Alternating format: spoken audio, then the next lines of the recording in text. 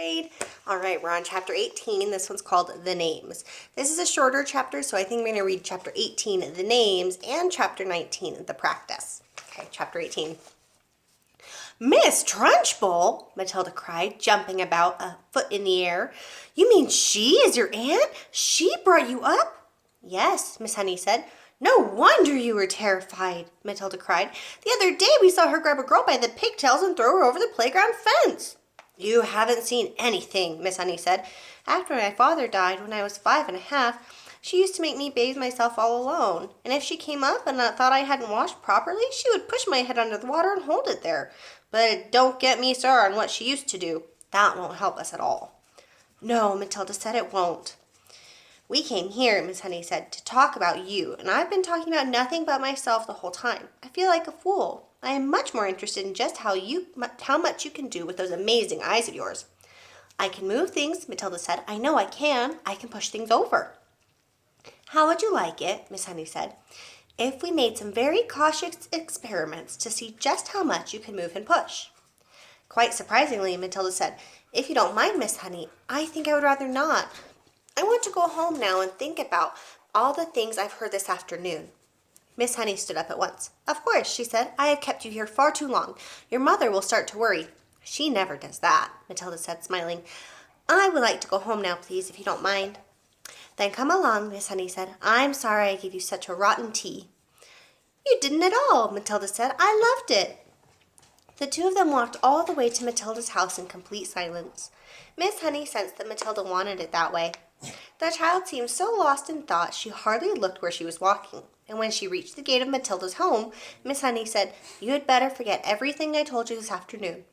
I won't promise to do that, Matilda said, but I will promise not to talk about it to anyone any more, not even to you. I think that would be wise, Miss Honey said.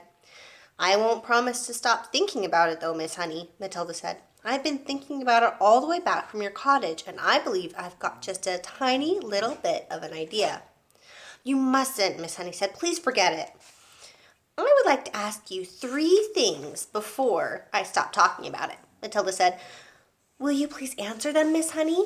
Here they are, going back to Matilda's house. Miss Honey smiled. It was extraordinary, she told herself, how this little snippet of a girl seemed suddenly to be taking charge of her problems, and with such authority, too. Well, she said, that depends on what the questions are. The first thing is this, Matilda said. What did Miss Trunchbull call your father when they were around the house at home? I'm sure she called him Magnus, Miss Honey said. That was his first name. And what did your father call Miss Trunchbull? Her name is Agatha, Miss Honey said. That's what he would have called her. And lastly, Matilda said, what did your father and Miss Trunchbull call you around the house? They called me Jenny, Miss Honey said. Matilda pondered these answers very carefully. Let me make sure I've got them right, she said. In the house at home, your father was Magnus, Miss Trunchbull was Agatha, and you were Jenny. Am I right? That is correct, Miss Honey said. Thank you, Matilda said, and now I won't mention the subject any more. Miss Honey wondered what on earth was going on in the mind of this child. Don't do anything silly, she said. Matilda laughed and turned away and ran up the path to her front door, calling out as she went, Goodbye, Miss Honey. Thank you so much for the tea. Okay, let's keep going. Let's read chapter 19, The Practice. Matilda found the house empty as usual. Her father was not yet back from work, her mother was not back from bingo, and her brother might be anywhere. She went straight into the living room and opened the drawer of the sideboard where she knew her father kept a box of cigars. She took one out and carried it up to her bedroom and shut herself in. Now for the practice, she told herself. It's going to be tough, but I'm determined to do it. Her plan for helping Miss Honey was beginning to form beautifully in her mind. She had it now almost every detail, but in the end, it all depended upon being able to do one very special thing with her eye power. She knew she wouldn't manage it right away, but she felt fairly confident that with a great deal of practice and effort, she would succeed in the end. The cigar was essential. It was perhaps a bit thicker than she would have liked, but the weight was about right. It would be fine for practicing with. I wonder what she's doing. There was a small dressing table in Matilda's bedroom with her hairbrush and comb on it and 2 library books. She cleared these things to one side and laid the cigar down in the middle of the dressing table. Then she walked away and sat on the end of the bed. Now she was about 10 feet from the cigar. Here's our picture. She's got something up her sleeve.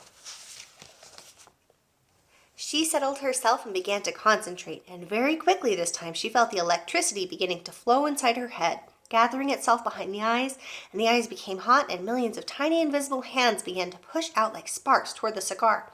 "Move," she whispered, and to her intense surprise, almost at once, the cigar with its little red and gold paper band around its middle rolled away across the top of the dressing table and fell on the carpet.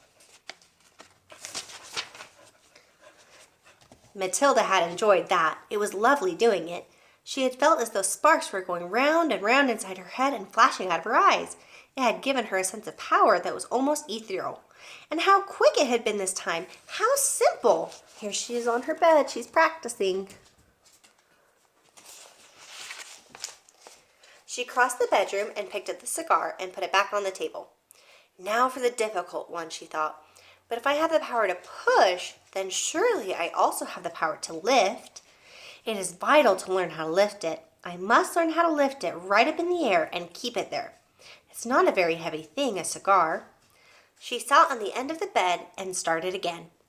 It was easy now to summon up the power behind her eyes. It was like pushing a trigger in the brain. "Lift," she whispered. "Lift, lift." At first, the cigar started to roll away. But then, with Matilda concentrating fiercely, one end of it slowly lifted up about an inch off the tabletop. With a colossal effort, she managed to hold it there for about 10 seconds. Then it fell back again. "Phew," she gasped. "I'm getting it. I'm starting to do it." For the next hour, Matilda kept practicing, and in the end she had managed, by the sheer power of her eyes, to lift the whole cigar off the table about 6 inches into the air and hold it there for about a minute. Then suddenly she went so exhausted she fell back on the bed and went to sleep. That was how her mother found her later in the evening. Okay, she is practicing. In the first picture you can see she's thinking about it, and in the bottom picture you can see she's really concentrating.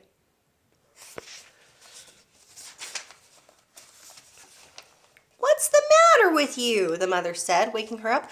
"Are you ill?" "Oh gosh," Matilda said, sitting up and looking around. "No, I'm all right. I was a bit tired, that's all." From then on, every day after school, Matilda shut herself in her room and practiced with the cigar. And soon it all began to come together in the most wonderful way. 6 days later, by the following Wednesday evening, she was able not only to lift the cigar up into the air, but to also move it around exactly as she wished. It was beautiful. "I can do it," she cried. "I can really do it. I can pick the cigar up just with my eye power and push it and pull it in the air any way I want." All she had to do now was put her great plan into action. Here she is. She fell asleep on the bed. She was so tired. All right, tomorrow we'll read the next chapter. This one's called The Third Miracle. That's chapter 20. Okay, I'll see you guys then. Bye.